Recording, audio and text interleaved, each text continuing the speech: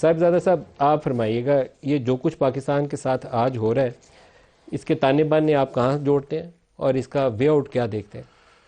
بسم اللہ الرحمن الرحیم. بہت شکریہ ندیم بھائی. دیکھیں، جو ایک انتہا پسند سوچ ہے یا جو ایک فرقہ پسند سوچ ہے، ہم نے تو اس کے خلاف 2002 کے اندر ایک جہاد کی ابتدا کی تھی، اور اس کے لیے ہماری پارٹی نے میرے والد سمیت بہت ساری قربانیاں دیں، لاشیں اٹھائیں. آپ لوگ سڑکوں پہ آئے، ہم پروٹیسٹ سڑکوں کیا پر آپ نے؟ آئے، ہم نے طالبان کے خودکش سوسائڈز کو فیس کیا. ڈاکٹر سرفراز نعیمی شہید ہوئے، یعقوب قادری صاحب شہید ہوئے، سمیع اللہ چشتی کی لاش کو قبر سے نکال کر سوات میں 7 دن تک درخت کے ساتھ لٹکایا گیا اور پرندے اس لاش کی بے حرمتی کرتے رہے.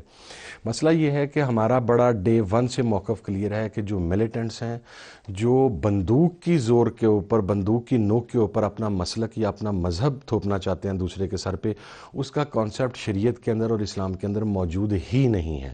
اور یہ جو ملیٹنٹس ہیں، جب یہ سو کالڈ افغان جہاد سٹارٹ ہوا، اس وقت سے جب سے ہماری ریاست کی طرف سے ان کو سرپرستی ملی، یہ ایلیمنٹ ہمارے اسپیشلی جو 2 پروونسز ہیں، مینلی KPK میں اور کچھ جو بارڈر ایریا ہے بلوچستان کا، وہاں پر اس نے پینیٹریٹ کیا. اور اس کے بعد ان کے سلیپنگ سیلز ہمارے پنجاب کے اندر، اور پنجاب میں بھی اسپیشلی ساؤتھ پنجاب کے اندر ان کے قائم ہو گئے. وہاں پر ہم نے بارہا ریاست پاکستان سے یہ کہا کہ یہ وہ خون خار وحشی درندے اور بھیڑیے ہیں جن کے منہ کو معصوم پاکستانی لوگوں کا خون لگ چکا ہے. وہ پاکستانی سویلینز ہوں، وہ پاکستان کے سیکورٹی کے اداروں کے جوان ہوں، وہ پاکستان کی پیراملٹری فورسز ہوں. جس تواتر کے ساتھ انہوں نے حملے کیے، جس کی وجہ سے ہم مجبور ہوئے کہ ہم نے سوسائڈ بامبنگ کو حرام قرار دینے کا فتویٰ دیا، جسے بعد میں ریاست پاکستان نے اڈاپٹ بھی کیا اور دیگر مسالک کے لوگوں سے بھی اس کے اوپر سگنیچر کروائے. پرابلم یہ ہے کہ ہماری پالیسی مستقل نہیں ہے ان کے حوالے سے. ہم ہمیشہ انٹرنیشنل تناظر کے اندر اپنی پالیسی کا تعین کرتے ہیں. جب یہ ہمیں سوٹ کرتے ہیں تو ہم انہیں اپنے ساتھ لگانے کے لیے تیار ہو جاتے ہیں. گڈ طالب اینڈ بیڈ طالب. جب یہ ہمیں ہٹ کرتے ہیں اور ہمارے مفادات کو ہٹ کرتے ہیں تو پھر ہم اس کے خلاف آپریشن شروع کر دیتے ہیں. جب تک ہماری ریاست ایک واضح پالیسی کے تحت ان کے ساتھ معاملات کو انگیج نہیں کرے گی، اس وقت تک ہر 5 سال کے بعد، 7 سال کے بعد یہ ایشو دوبارہ اٹھتا رہے گا.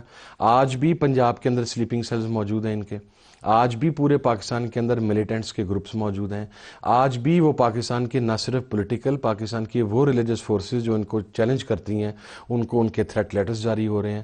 اسٹیٹ آپ کا انٹیریئر منسٹری بار بار ہم لوگوں کو آگاہ کرتی ہے کہ آپ لوگ ان کے سب سے مشکل آپریشن تھا وزیرستان کا، جس کو ہم نے صفائی کی.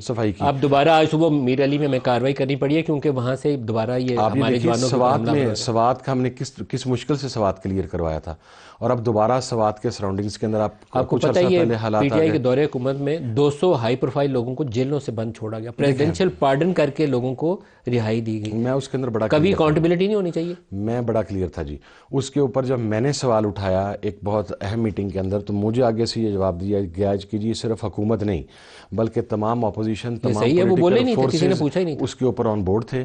اور یہ پاکستان کی تمام پولیٹیکل فورسز، میں نے جو ہمارے اداروں کے سربراہ ہیں، جب میں نے وہاں پر اپنا نقطہ اعتراض کھڑا کیا، میں نے جنرل باجوہ سے جی، تو انہوں نے کہا کہ آپ کس چیز کی بات کر رہے ہیں؟ اگر آپ حکومت کی بات کرتے ہیں تو اپوزیشن بھی تو ہمارے ساتھ ہے. یہ ریاست کا ایز اے کلیکٹیو ڈیسیژن ہے کہ ہم ان لوگوں کے ساتھ مذاکرات کرنے جا رہے ہیں.